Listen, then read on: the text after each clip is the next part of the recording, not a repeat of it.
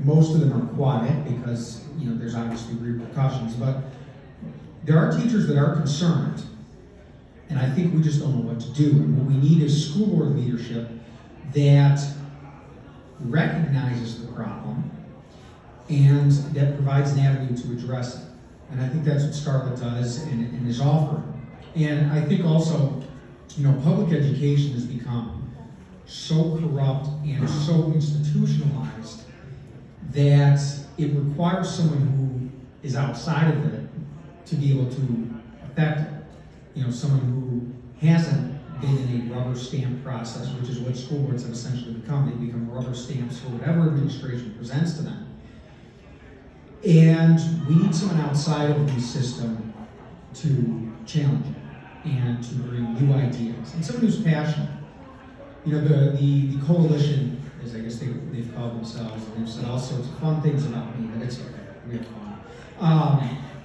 They said, well, Scarlett hasn't been in education. I said, exactly, that's why you need someone like Scarlett.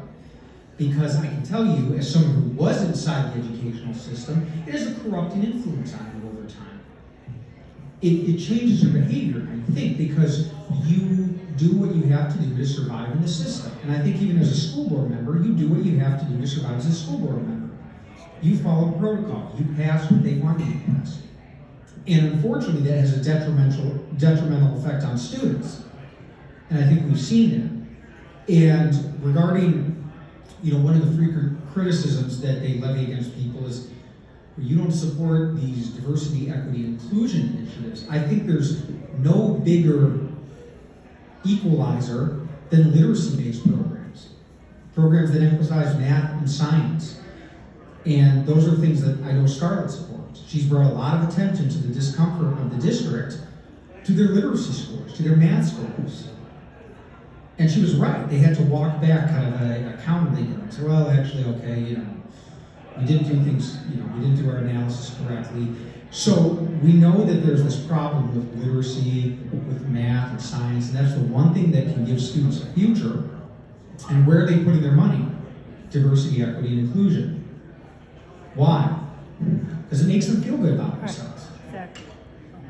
I mean, who doesn't want to feel good about themselves? I mean, I get that, but we're called to actually be adults, and part of being an adult is sometimes doing the right thing, even if it's the unpopular thing, which is what I think Scarlett does, and what she kind of stands for.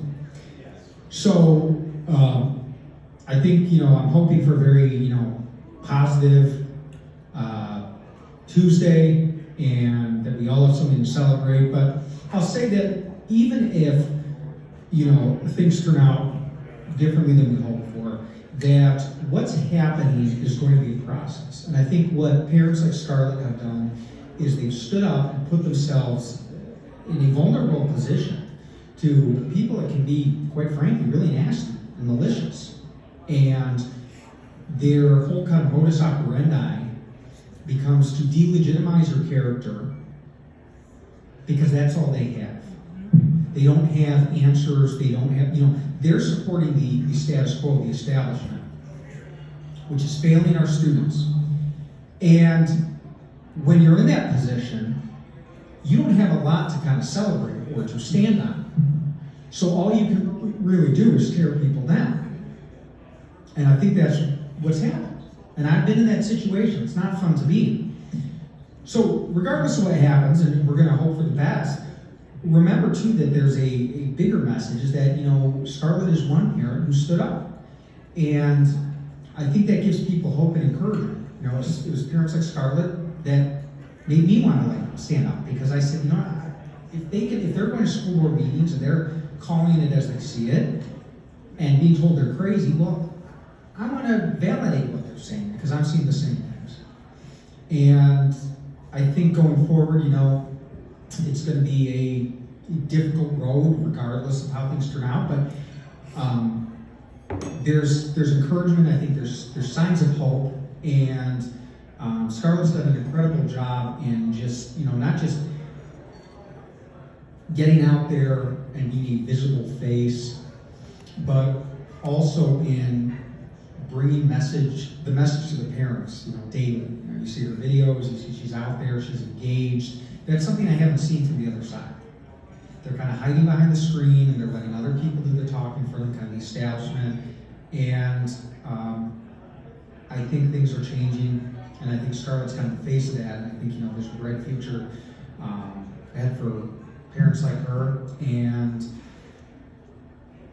I'll say in closing that after 12 years in public education, it was a long, arduous process to get to where I felt I needed to speak out.